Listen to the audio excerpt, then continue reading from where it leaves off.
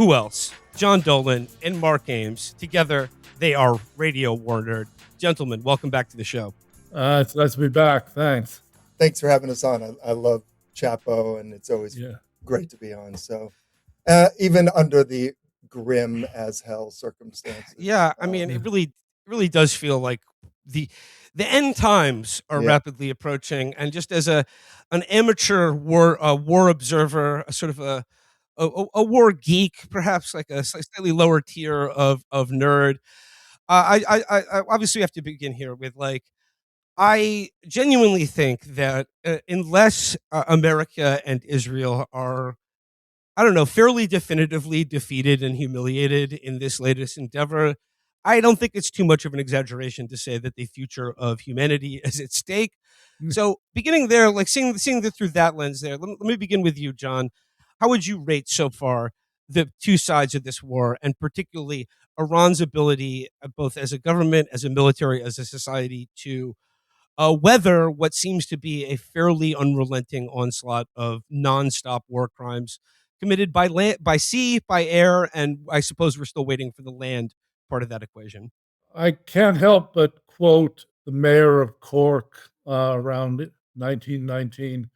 Victory will go to those, not to those who can inflict the most, but who can endure the most. That's a very unreliable rule. It's not a good idea to get your face punched in 200 times in a row, but sometimes it's applicable. And I really doubt the Iranians are going to fold.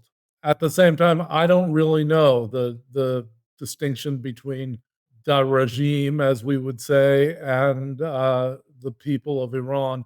I doubt it's as great as has been said, but I see the Trump regime as being a lot more fragile. I mean, anybody with that thing at the top of the pyramid is inherently unstable, and it just might start puking green slop out of its ears someday in the middle of a press conference and waddling off the stage. I don't know.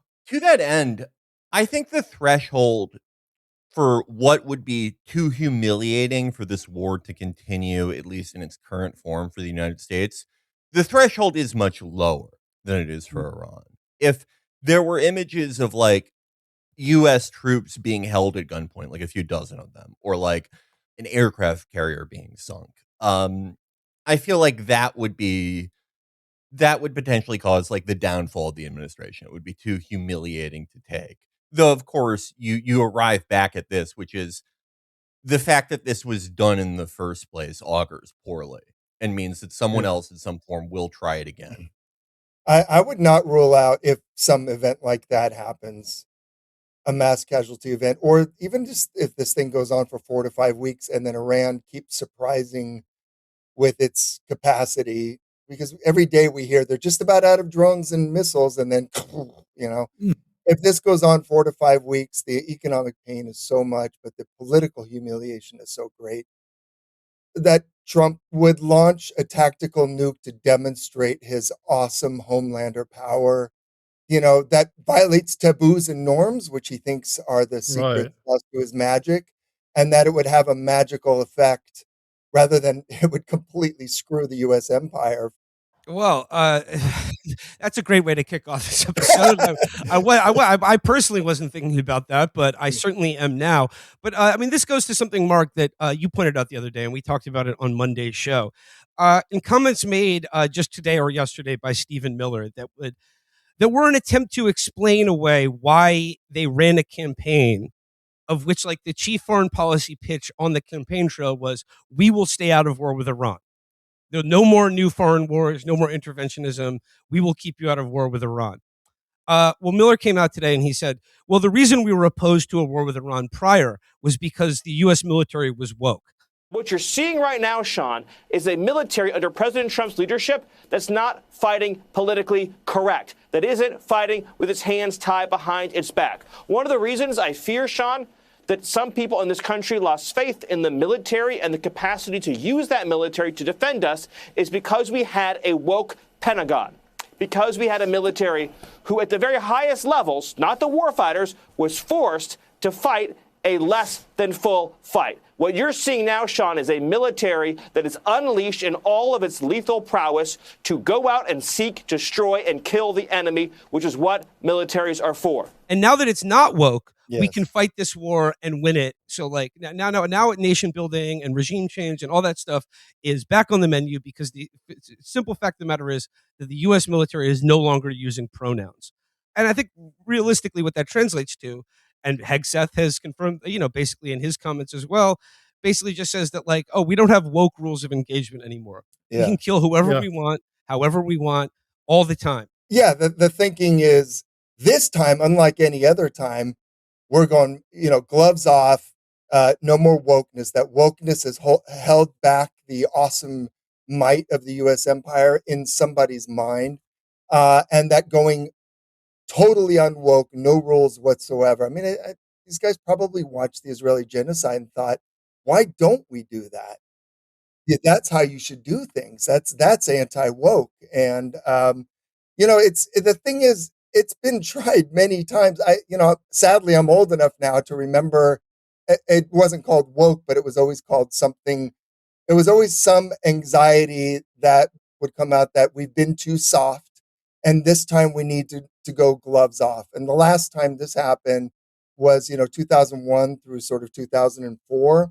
I mean, I still remember I was in Kentucky at the time, the morning of 9/11. Already on the morning after I first, somebody called me, said, "Oh, did you see what happened?" And then I turned on, I think, local NPR out there in Louisville. And already the liberals, even, there was like a kind of split in liberals. Most of them were very pro-war. And they were already saying, we need to become a different country. We've been too soft. We see the world too softly. And right up through on the eve of Abu Ghraib, this is kind of a famous incident in the New York Times. I think it was Michael Ignatieff published a big New York Times magazine piece that said, we need to start accepting the fact that to win this war against an enemy like this, we need to accept that we're going to have to torture and we're going to have to do all kinds of bad things. Then Abu Ghraib breaks, and then Ignatieff 2 weeks later says, have they no shame at long last? Really? I mean, Yeah. Well, he was trying to be a historically progressive force. He was trying to invent wokeism Yes. so they could rebel against it. Yes. Yeah. Well, I think some of the bit players or Fox News players in Trump's administration, like Hegseth, have the quasi-magical notion of appealing to a sort of implied dark god of war that would be more sympathetic with us if we were less woke, and that we do bad things, and that's really good because the war god likes us. I mean, I think he's quite stupid enough to believe that. The funny thing is, a lot of other administrations have not tried to confront Iran directly. They've done terrible, terrible things. People need to remember that. They fed Iraq, our soon-to-be enemy, valuable intelligence, satellite intelligence, through every year of the long war of the 1980s. And poison gas precursor. Right. Oh, yeah, and then chemical weapons, yeah. Poison Yeah. gas. Yeah. They shot down an Iranian airliner and refused even an apology. Yeah. They have not gone gloves off. That's just their notion, like Stallone sitting there in Vietnam outfit saying, can we win this time? Yeah, these are the people who probably signed off on their emails, as the Romans said, we don't need to be loved, but we need to be feared. Or, Yeah. they think that to be feared is the ultimate goal. Like, that's not actually how you run an empire. That is the weird thing about it, is that part of it is this like magical realism idea that like just by the virtue of not being woke and Yes. reversing the conduct of the famously woke wars in Afghanistan and Iraq Yes. will, General Mattis was infamous for handing out poetry by the group Color Lines when he was in charge there. But that doing that will it will open up like a new realm of capability for the American empire. But the other side of it is that there's this weird, like, it's a weird amalgamated, like, Roman, but also Viking, but only as processed through playing Assassin's Creed games, like quasi war religion. Yeah. And it's so weird because it's like in service of this thing where you're talking about Valhalla and like, we're Rome at the height of its power. But essentially it's all in service of like students at Columbia don't feel safe to go to Passover dinners. Yes. It's all Yeah. incredibly confused. Anti-woke really kind of powered some of their friends' podcasts and, Twitter accounts, and it was on a roll. And so they just think that, well, this is the magical beans, that are going to power me through everything. I mean, I think the interesting thing about like the anti woke backlash and how much they've eaten off that is that, Yeah. like, contra like what liberals or even some people on the left would like to believe. I mean, like, woke really did annoy a lot of people, and Absolutely. it did foment a political backlash. Where I think that these guys get it absolutely wrong is that it fomented a backlash because people were sick of being accused of being racist because they believe that being racist is bad.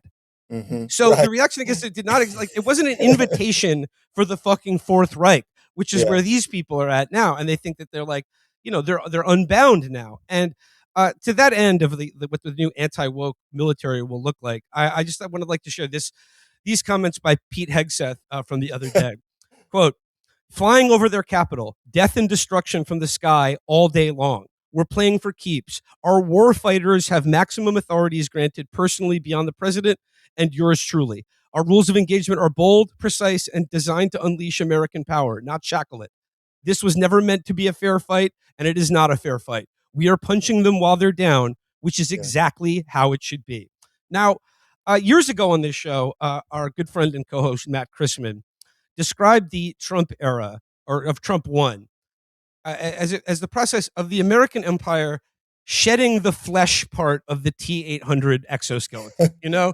And then, like, I suppose after the Bush years, that's like the part where Arnold puts the sunglasses on because you can see its glowing red eye on his face.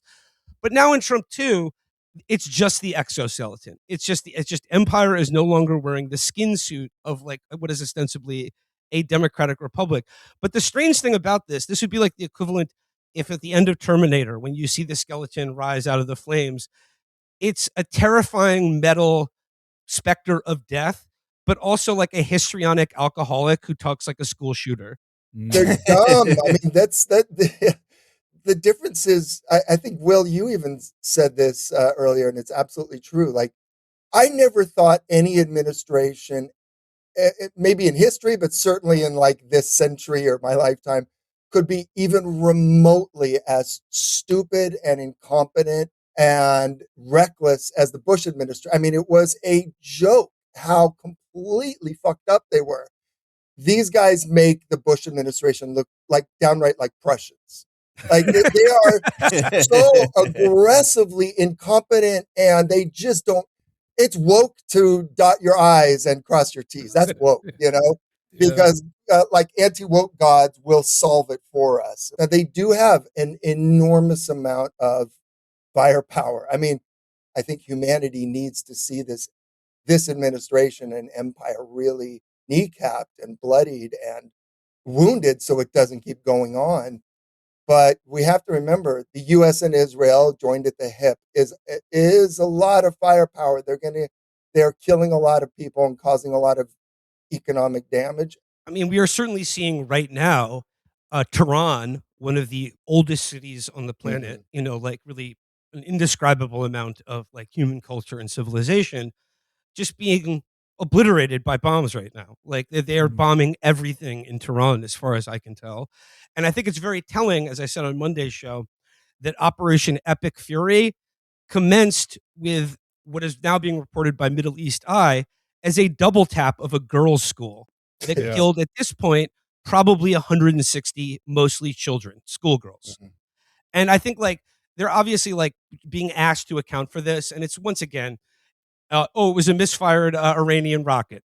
We're looking into it. It'll be investigated. Oh, actually, like they bombed it themselves on purpose.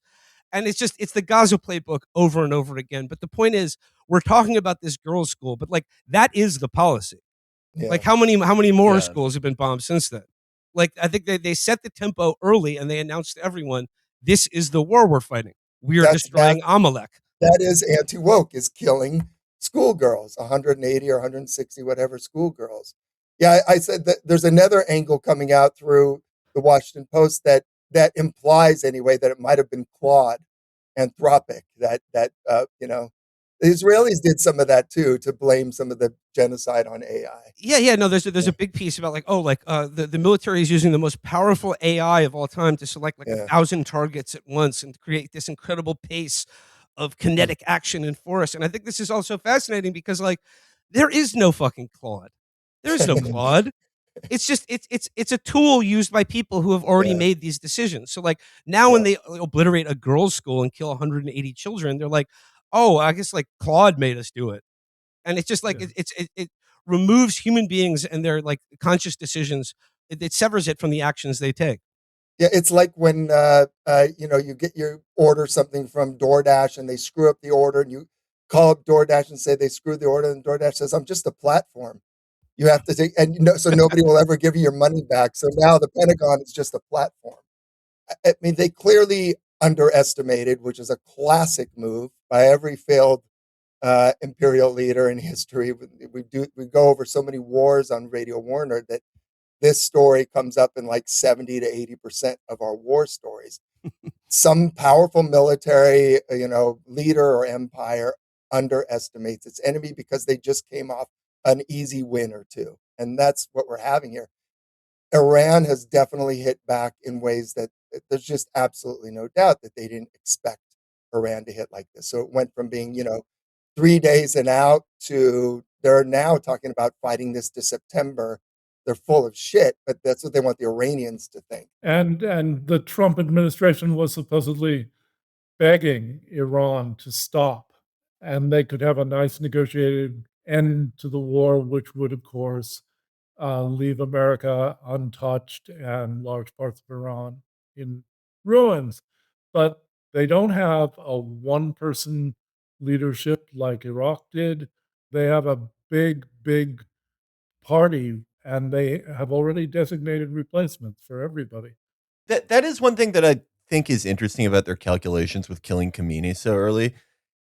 It's clear that they thought of Khomeini as like the insane zealot, and once we kill him, we'll get the Iranian Brandon. Not realizing that like that is the Iranian Brandon. Yeah. Yes. I think a lot of the Revolutionary Guards considered him a squeamish moderate. Yeah. Yeah. Quietly glad to have him out of the way. Yeah, he was the guy who had the fatwa to not build the bomb. Okay, you can, enrich up to 60% or whatever, but our brain trust will probably say in about 10 years, it turned out he was the moderate all along.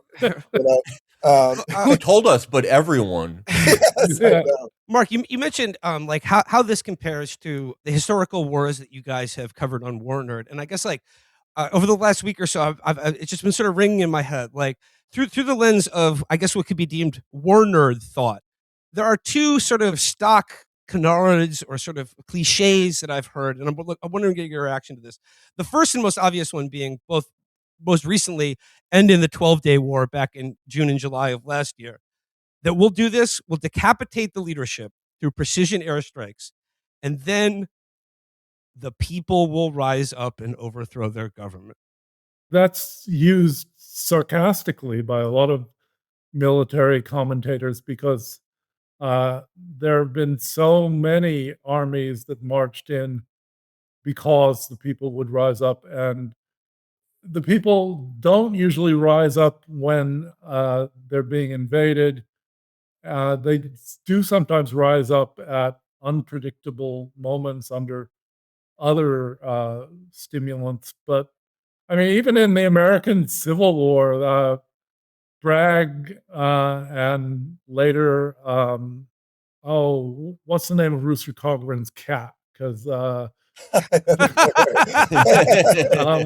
it was named after this guy anyway. He was a Missouri dude. My nephew, General Sterling Price. General Sterling Price, very good. Yeah. He marched in after Bragg marched in to Missouri, and they thought, there's tons of Confederate sympathizers in this state, and they've all been snookered into believing in the union. And they weren't so much snookered into being unionists, they just didn't want to get killed in what was already starting to look like a losing cause. And both Price and Bragg, a couple of years apart, were astonished and then embittered about those craven Missourians. The Missourians just said, no, I don't want to get killed. It has to be said that as a rule, invading from the air especially, but also invading from the ground, it almost always does two things. It radicalizes the regime, and as John said, that the IRI's roots, tentacles, whatever, are very deep. 8-10% of the people work for the state in one capacity or another. It's not one person at all. It's a religious and military deep state, which is very widely dispersed. I mean, if you don't attack, but you cause economic pain, you will increase already latent grievances. But once you attack, you consolidate the people around the regime. You spark nationalism, even among people who are on the fence, except the most radical opponents. And you radicalize, especially by killing them, you radicalize the people who are in power and still have power. I mean, you said invasion by air. That would be the other kind of cliche I hear echoed in my head when I think through war nerd thought.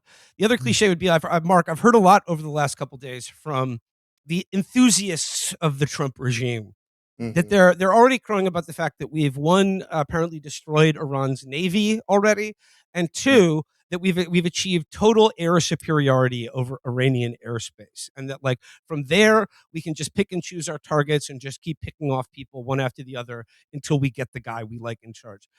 How do you rate the efficacy of a superpower like America achieving total air superiority over an opponent like Iran? I mean, well, we haven't achieved air superiority yet. I think it's pretty clear. Otherwise, we'd be flying all over the place there. It may happen. I don't. There may be a version of that yet, but it hasn't happened yet. And also, one thing the Ukraine-Russia war has shown is that we're getting closer to an age where manned aircraft superiority is kind of a thing of the past. Yeah, we may be saying something like we have total cavalry superiority.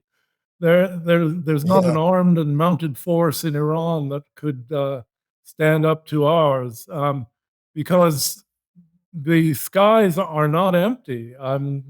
Iran is using unmanned but very powerful missiles.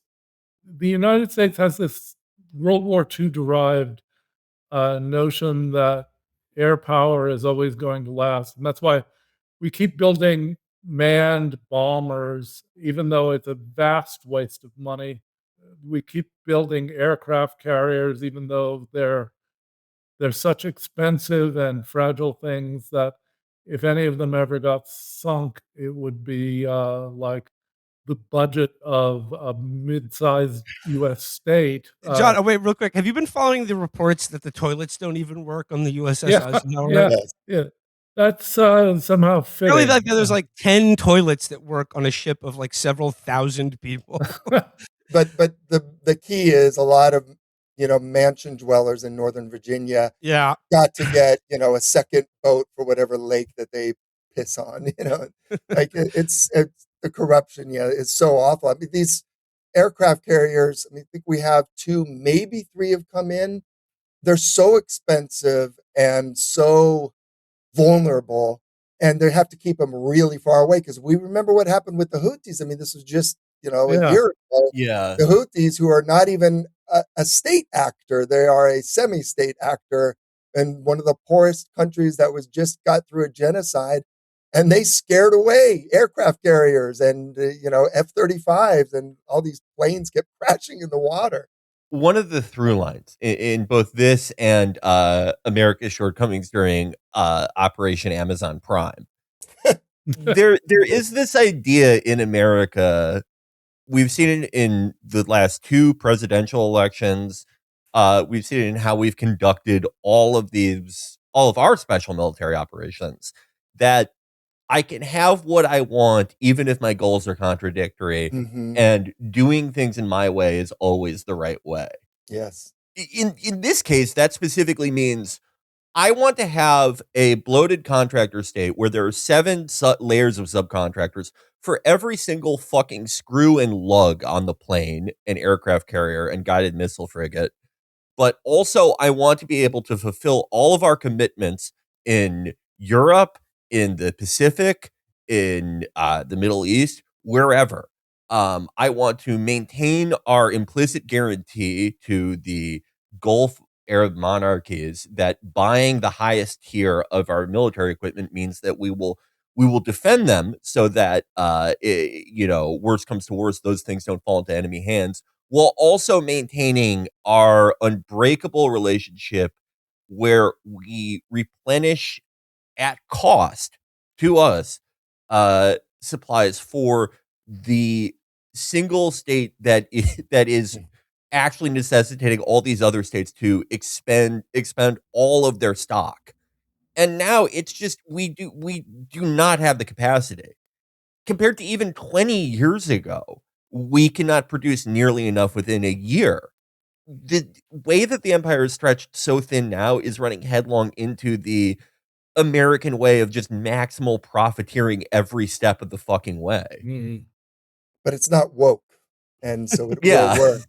I mean, yeah, no, I think also with this war, I want to launch this war, and I want to be able to bomb Iran. I don't want them to fight back, and they won't fight back. But I also don't want to busy myself with planning too much or trying to sell the war or things that just waste time for me. I want this way, and so I'll do it this way, and it will come out okay. And that's it. Yeah, no, and like in contrast to the 2002, 2003 era of the war on terror, where like the Bush administration, like, they had their spectacular Pearl Harbor like attack on New York City, and then spent a year sort of like building consent, going to the UN, stovepiping all of their fake intelligence to the New York Times. But like another huge difference between then and now is like I remember those days vividly. And if you turn on the TV in America just to watch like a baseball game or something, you would be hit with this fucking tide of like, we're all thinking of our troops now and our brave men and women and the heroes of 9/11, and like Saddam is this terrible dictator. And it's like, now that we're at war with Iran, like you turn on any TV other than the news and this shit just doesn't exist. Right. Nobody's thinking about it. Like, and there's no effort to talk about it, think about it, and certainly not to like, I don't know, like valorize our brave servicemen and women, even though like I guess 6 of them are dead now that we know about. I actually have to ask, because I don't live in the U.S. I remember that the U.S. dissidents went down fighting.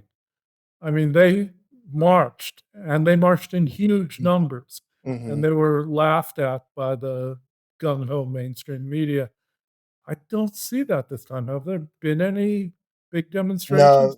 No, that's a really I mean, good there point. definitely have been protests, but like certainly nothing on the level that we saw, like for instance, when the RNC was in New York City in 2004, there was like, I think 500,000 people in the streets of Manhattan. There's certainly been no major protests like that. I mean, like I think there have been, sporadic anti-war protests, as you might imagine, like all over the country, but like there certainly has not been any kind of like huge outpouring of anti-war movement in the streets. Which reminds me of Michael McFaul, a friend of the show, after Russia's invasion, full-scale, unprovoked, illegal war of aggression. We don't call it our war, that of course. In 2022, he kept sort of sanctimoniously demanding that Russians come out and continue protesting, even though they were getting absolutely stomped, and Putin had made it clear they were going to be bloodied badly, or worse, if they came out and protested. And McFaul's like, well, if you want to join the world of civilized nations, if you want us to even think you're basically human, you must come out and get yourself killed. He said, yeah, if only thousands come out, sure, you'll get mowed down. But if you have hundreds of thousands come out, they can't kill everybody, can they? And here we are in yet another, war of aggression. He got very quiet. In fact, when the genocide was going on, all he would do is say, I can understand protesting against Israel, but why are you supporting Hamas? That was yeah. The people actually fighting the genocide that's happening to them. Like, I how dare know. you, how dare you I know. support them? That's a popular position. Yeah. I don't like what Israel is doing, but I'm Yes. also against anyone who can do anything of consequence to them. Ready, set, Here's Prop Shot from Marks. fly! Aim for the sky. The harder you pull, the farther you fly. I win! I won! Hey, Jeffrey, come here! Okay! Prop Shot is tough, with a rugged propeller. Who won? Me. Prop Shot. There are 6 different models, each sold separately, with or without the launcher, from Marks. A little while ago, we mentioned planes falling off aircraft carriers or getting just crashing into the fucking ground. I know Felix, our resident Top Gun, our Red Baron, our favorite ace, wanted to ask you guys about this. I'm just going to quote from the New York Times now. 3 American jets were shot down over Kuwait during an apparent friendly fire incident while they were taking part in a campaign against Iran, the U.S. military central command said in a statement on Monday. During active combat that included attacks from Iranian aircraft, ballistic missiles, and drones, the U.S. Air Force fighter jets were mistakenly shot down by Kuwaiti air defenses, the statement says. Now, Felix, I'm going to kick it to you. What would you like to know about this? I love this story because no matter what happened, it's hilarious. If what they were saying on its face is true, that a single Kuwaiti Super Hornet shot down 3 fucking F-15 Strike Eagles, ending their undefeated streak, that means one of 2 things. That Pete Hegseth decided that IFF is like gay and that we need to get rid of it. Because, like friendly fire incidents still happen in militaries where everyone speaks the same language and has very modern planes, but not with like one guy shooting down 3 fucking planes. Or it means, again, if this is what happened, it means that guy was like, all right, it's time for a double secret midair defection. And then I'm going to defect back so I can land the plane. But the other thing, and John, you've talked about this a lot on Radio War Nerd, that the U.S. has like a very specific mental illness with our planes being shot down that started in Vietnam, where we would lie and say that when, a MiG-17 shot down a B-52, for example, that it was actually taken out by a surface-to-air missile because it was implicitly more embarrassing to lose a plane to an enemy pilot versus a SAM system. Well, that's obviously continued well into the 21st century. If this is what they're going with, what could possibly be more embarrassing than that? And was there a besieged guy in a hot air balloon that just threw whitewash on their F-50s and they crashed into each other? John, you taught Kuwaiti officers, so you saw them in the flesh. Oh yeah, it's like you might have taught the ghost of Kuwait. Yes. Yeah, well, also it gets even worse. The more this is something that's being obscured right now and intentionally obscured.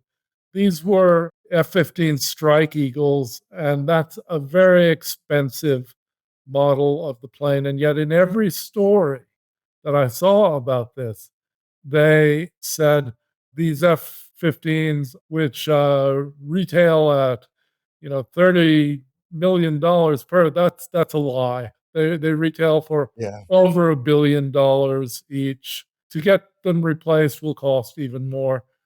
The post-crash stories are even more absurd. Like the pilots bailed out and made it to the ground, and then they were confronted by a Gulf worker who grabbed a pipe and raised it over his head and scared the hell out of the pilot he was looking at. There's got to be a movie made about this Kuwaiti pilot. It's really amazing. And I'll bet you this guy he's probably not the fittest guy based on John. Well, he's from Kuwait, yeah.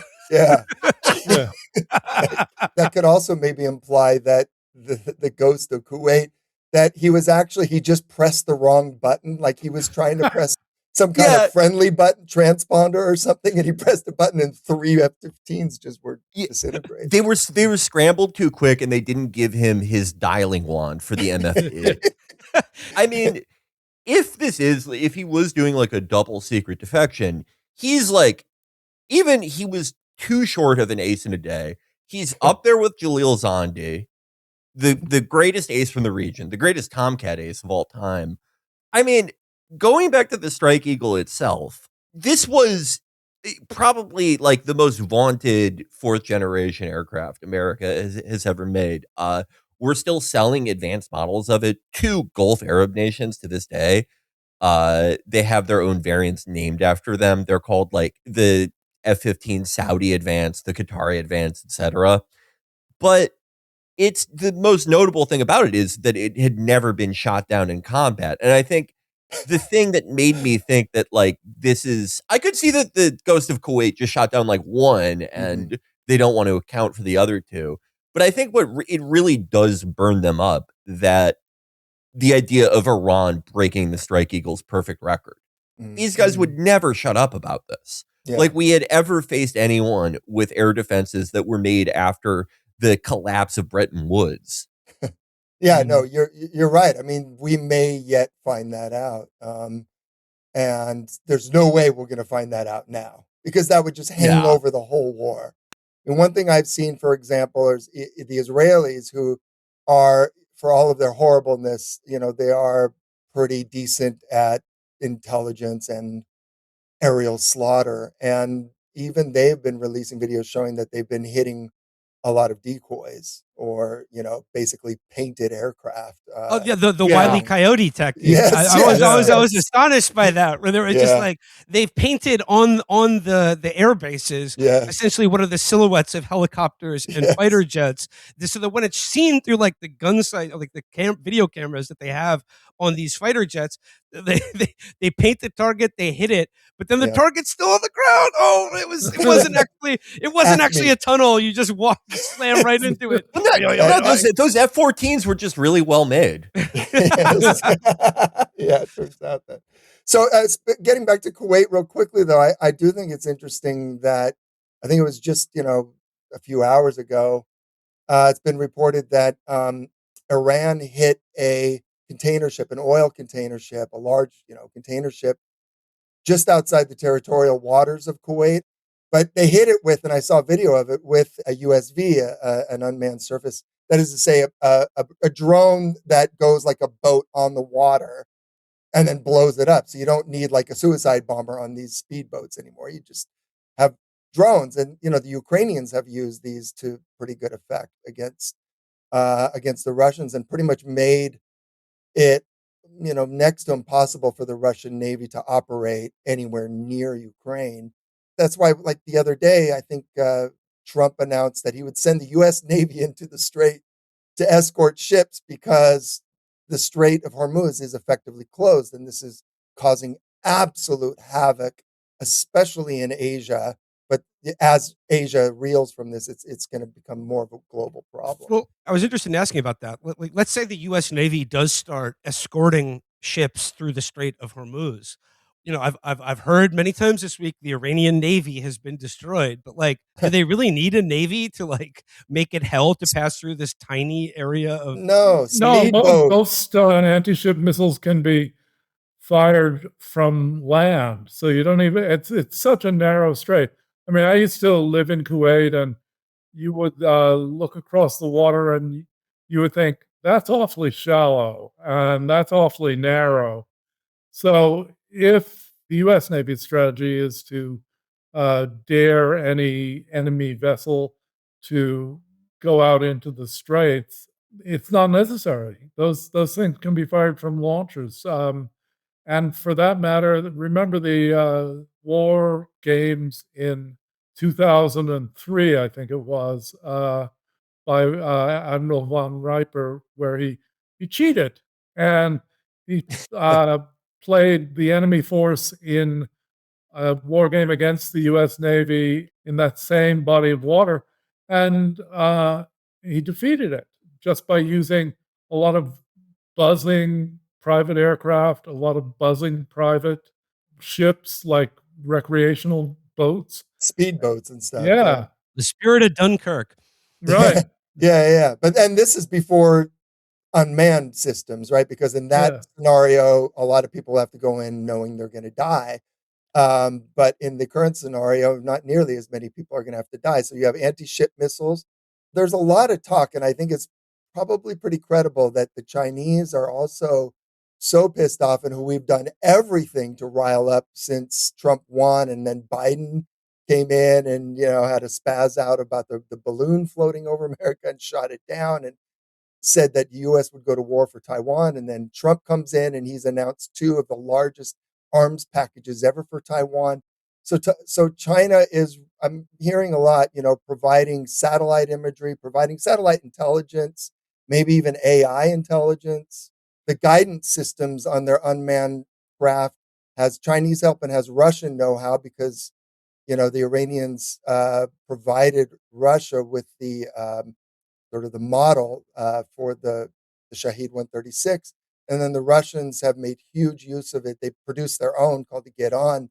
And they're now, I think, in their fourth generation of the Get On. Their Get Ons now have much larger payload, greater distance, they're no longer propeller managed. And so I've seen talk that the Iranians are also using Russian GPS. It's called GLONASS, I think is what it's called. So Yeah, that, GLONASS. yeah, so you have anti-ship missiles, you have unmanned systems, and then mines.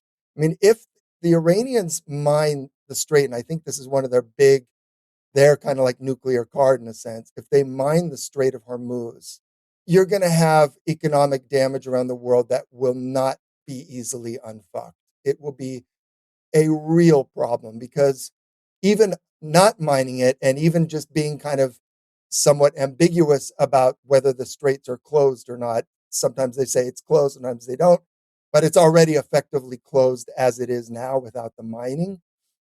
You're already seeing major gas production fields, which the Asian economies especially really rely on. And you're starting to see crude oil production facilities and fields being shut down. It's starting in Iraq. But if you actually have to shut down oil fields, it's not like a switch you turn on and off. It's kind of like mining the Strait of Hormuz as opposed to firing missiles. If you mine the Strait of Hormuz, you can't unmine it easily. It's like toxic waste that will take a long time to undo. But if you are forced to shut down oil producing fields and facilities, the holes start to clog up. Different chemicals that you use to push the oil up starts to seep back in. Some of these fields could be damaged for a long time or permanently damaged. And then, of course, fertilizers. And you might have seen this. I didn't know this before the war, but a huge proportion of the world's fertilizers or sort of the inputs into fertilizers like urea come from the Gulf and have to pass through the Strait of Hormuz. And it's not passing through. And what month is this? This is March. This is spring. The whole global market of fertilizers is in a total panic right now.